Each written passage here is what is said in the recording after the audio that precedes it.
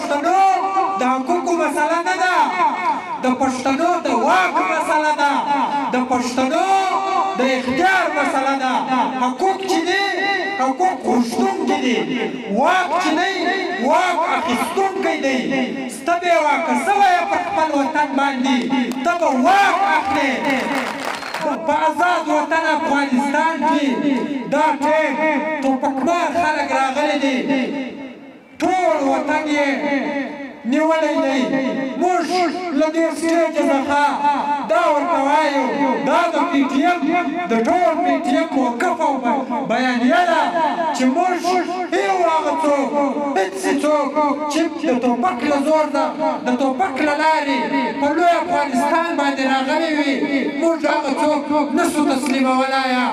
هغه څوک منو چې الکشن یې وکړي د ولس په رایه باندې راغلی افغانانو وټاکئ، هغه څوک زموږ د سر سترګو تور دی. هغه که هر څوک وي نه راګرځو، ته اوسه پورې نه یې راګرځولي. تا خو دا خبره هم کوله چې مشر په جنوبي پښتونخوا ته نه راځي، لس واره ستا د پابندۍ باوجود راغلی دی، له خپل ولس سره په هر غم کې ګډون کړی. د ستر څښتن په سپېڅلې نامه چې ډېر زیات مهربان او بخښونکی دی، د جنوبي پښتونخوا په ډېر تاریخي ښار غوري کې د پي ټي ایم تر نظارت لاندې په دې احتجاجي جلسه کې ناست د پي ټي ایم جنوبي پښتونخوا صوبایي کوارډینیټر، زموږ د مرکزي کمیټې ممبران، د صوبایي کمیټې ممبران، ضلعي کوارډینیټران، ما ته مخامخ ناست د پي ټي ایم لورلایي غیرتي ولس، ستاسو د ټولو په اجازه. عزیزانو، نن چې په کم بابا د لورلایي په دې سړک باندې راغونډ سوي یو، هغه د پي ټي ایم مشر منظور پښتون ناروا او غیر قانوني ګرفتاري چې په چمن کې د ده پر موټر باندې د ریاست لخوا مرمۍ وورول سوې. بیا له دې ځای څخه مشر اسلام آباد ته یوړل سو، هلته 2 ورځې غیر قانوني توګه حبس بیجا کښېږدول سو، بیا عدالت ته وړاندې کړل سو. عزیزانو، په پښتون وطن باندې روان د ترهګرۍ دا څپه چې له تېرو 40 کلو څخه بالخصوص او له تېرې 1 صدۍ څخه بالعموم را روانه ده. که لږ ډېر شاته لاړ سو، په پښتانه وطن کې د دې ریاست لخوا هغه که دلته دغه محکوم وطن دی او که هلته آزاد وطن دی، د ریاست لخوا په دې وطن کې د ترهګرۍ لوی لوی پروجیکټونه لانچ شول. دلته یې ازبک، عرب، چچن دا راوستل، د وزیرستان په تاریخي خاوره کې آباد کړل و دوی ته یې ترهګریز ټرینینګ ورکوي. بیا یې په دې وطن کې الکل هغوی زموږ ستاسو پر وطن باندې ترهګري بریدونه کول. چې کله د دوی دغه ټرین فورس پر وطن باندې ترهګري بریدونه شروع کړل، بیا دوی د رای نجات د اپریشن ضرب اعظم په نامه یا داسې د نورو پیک اپریشنانو په نامه زموږ ستاسو وطن ته دوی راننوتل او د وطن لوټل چې دي دا یې شروع کړل. زما او ستا په وطن کې د دنیا هر څونې ګران بیه قیمت قدرتي زیرمې نیچرل ریسورسز شته. دې ریاست دا قدرتي زیرمې لوټلی د دې پیک اپریشنانو په نامه. بیا پر ټول پښتون قام باندې خدای مهربانه کېدی د پی ټي ایم غوندې یو تحریک چې و دا په وجود کې راغلی او د ریاست و مخ ته د یو کلک دیوار غوندې ثابت شوی. بیا ریاست پر پی ټي ایم باندې تورونه ولګول، پر پی ټي ایم باندې حملې وکړې. زموږ ډېر خواږه ملګري د څنګ ملګري وو شهیدان شول په دې لورلایي ښار کې. د ملي شهید ارمان لوڼي غوندې انسان په شهادت باندې ورسېدی. دارنګه په خړ کمر کې زموږ تر یو درزن زیات ملګري په شهادت باندې ورسېدل. عارف افغان په شهادت باندې ورسېدی. نور ډېر ملګري زخمیان سو، ډېر ملګري جیلو ته لاړو، قیدونه یې تار کړل، بندونه یې تار کړل. خو د ریاست د دې ظلمونو په خلاف پی ټي ایم یو قدم هم نه سوی پر شا، بلکې د دې ریاست د ظلمونو په خلاف د یو سخت دیوال غوندې ثابت شوی. بیا چې کله دوی دغه ټول شیان وکړل، د پی ټي ایم سره ریاست څه کول؟ ریاست دا کول چې کوم خلک به مذهبیان ول هغوی ته مې ویل چې دا پی ټي ایم چې دی دا خو ډېر لیبرل او ډېر سیکولر خلک دي، د هغوی ذهنیت به د پی ټي ایم په حواله خرابوئ. بیا چې به کوم لیبرل خلک ول نو هغو ته مې ویل چې دا پی ټي ایم خو ډېر رجالت پسنده او مذهبي شی دی.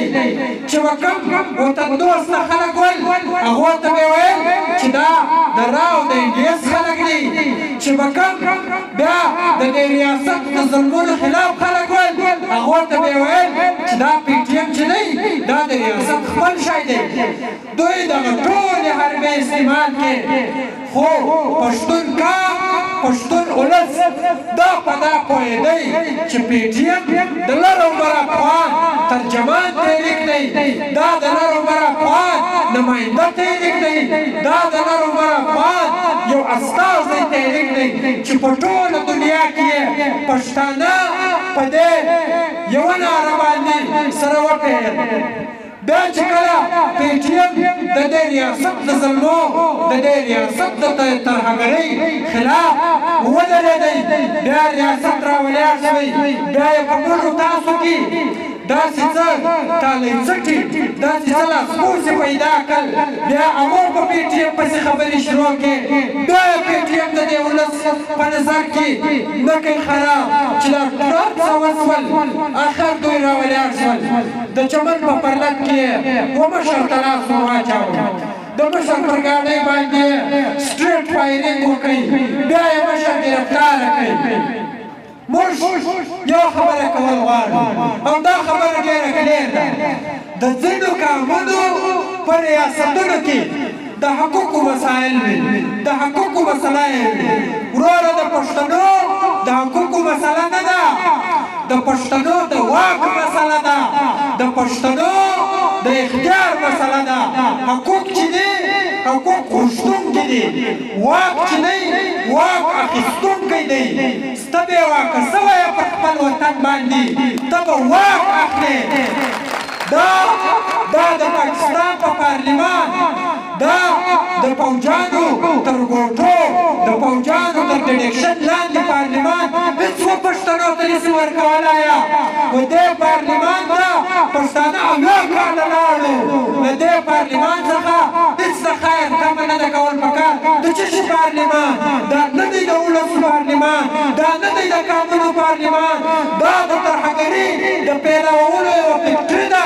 دا د ترهګرۍ د پیلولو یوه فابریکه ده. په دې کې د ولس، په دې کې د عوام، په دې کې د دې در په دره ځپلې ولس هېڅ غږ چې دی دا په دې پارلمان کې نه اورېدل کېږي. خو علي وزیر د دې پارلمان غړی و، د باجوه په خوله باندې 2.5 کاله په کراچۍ په زندان کې کښېناوی. دا د پښتنو مسله چې ده دا د پارلمان مسله نه ده، دا د واک او د اختیار مسله ده. پی ټي ایم چې دی پارلمان ته نه ځي یا دا پارلمان ټکراو کړی دی، د هغه وجه دا ده چې د پښتنو د مسایلو حل چې دی دا په دې پارلمان کې نشته. ملګرو پښتنو په آزاد وطن افغانستان کې دا ټول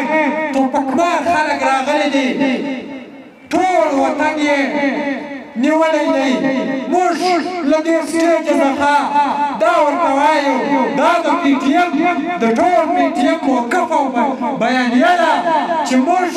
یو هغه څوک هېڅ څوک چې د ټوپک له زور ده د ټوپک له لارې په لوی افغانستان باندې راغلی وي موږ هغه څوک نسو تسلیمولایه هغه څوک منو چې الکشن یې وکړي د ولس په رایه باندې راغلی افغانانو وټاکئ هغه څوک زموږ د سر سترګو تور دی هغه که هر څوک وي آخري خبره تر دې جلسې نه مخه په کلاس اخلاق کې د مشر د ګرفتارۍ په خلاف احتجاجي جلسه وله ملګري لګیا وو تیارانې یې کولې خو د ریاست پاکستان لخوا له کوټې څخه د ISI کسان رالو دې سیته په دفتر کې کښېنستل چې دا جلسه به نه پرېږدي حکومت سختۍ جوړې کړې د ملګرو پر کورو باندې چاپې ووهلې بیا چې سهار موږ رالو د جلسهګاه ځای نیولی و موږ یوه خبره واضح کړو چې ریاست چې هر څومره خنډونه جوړ کړي ریاست چې هر څوک زموږ د دې مزاحمت د لارو نیولو پلانونه جوړ کړي موږ د ریاست په دې رکاوټونو باندې نه راګرځو تر اوسه پورې نه یې راګرځولي تا خو دا خبره هم کوله چې مشر په جنوبي پښتونخوا ته نه راځي لس واره ستا د پابندۍ باوجود راغلی دی له خپل ولس سره په هر غم کې ګډون کړی دی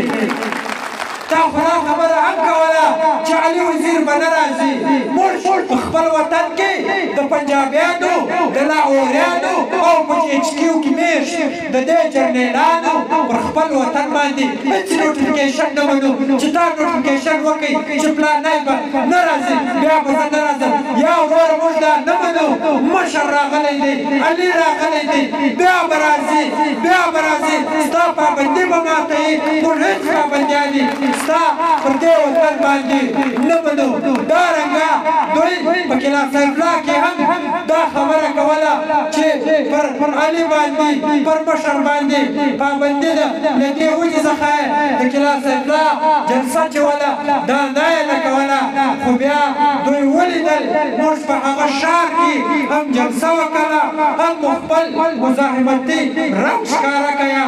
د مشر د ګرفتارۍ په خلاف به دا احتجاجي تحریک چې نن یې د نورلای په خاوره باندې غونډه ده دا غونډې به نورې کوو نور به پر مخ ځو تر هغه پورې تر څو چې مشر مو نه یې ازاد کړی مشر مو نه یې راخلاص کړی ملګرو زموږ ستاسو چې کومه لاره ده دا د پي ټي ایم لاره زه منم په دې کې سختې سته جیلونه سته په دې کې قربانۍ ورکول دي خو د پي ټي ایم ملګري ده په دا یوه خبره باندې ډېر ډاډه اوسي د دې وطن د دې کار د دې ولس که څوک په حقیقي ترجمانان دي هغه دا د پي ټي ایم خلک دي چې مفادات یې ټکراو کړي دي کرسۍ یې ټکراو کړي ده ټیکې او ډانګې یې ټکراو کړي دي مګر په دې ریاست ته د دې ظلمونو په خلاف ولاړ دي د پي ټي ایم هر کارکون د پي ټي ایم هر غړی دي ډېر مطمئنه اوسي تاریخ به دوی په خپلو اوراقو کې ډېر په ذلیلو الفاظو باندې یادوي چې دوی د دې کار حقیقي ترجمانان دي دوی د دې خاورې رښتوني زویان دي چې هر څه یې ټکراو کړي دي او د دې ریاست ومخته ولاړ دي ملګرو لاره مو سخته ده قربانۍ غواړي خو په دې لاره باندې به تر اخره پورې تګ کوو او په دې لاره باندې به تر څو چې د یو آزاد ژوند تر څو چې د یو خپلواکه ژوند د یو خاوندان شوي تر هغه پورې به دا ملګرتیا دا ورورولي دا خپلوي دا به هم داسې دوامداره وي